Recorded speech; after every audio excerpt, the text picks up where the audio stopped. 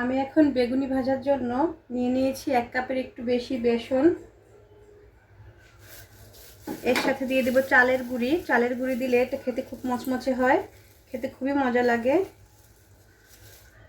এটা আমাকে আগে থেকে গুঁড়ি করে ফ্রিজে রাখা ছিল। দিয়ে দেব কিছুটা লবণ,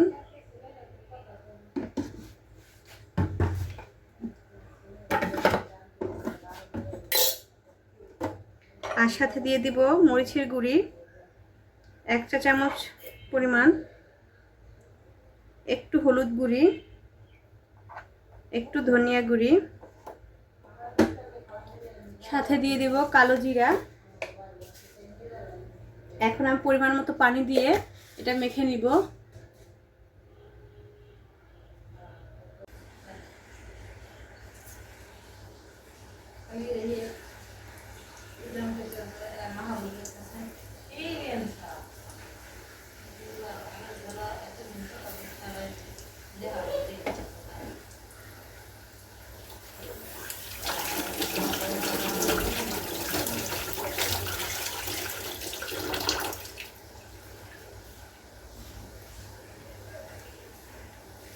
ভালো কথা, ওই যে লন্ডন ব্রিজে যে ঘুরায় এলো 3 তলায় হলো ওই বিচি বসে।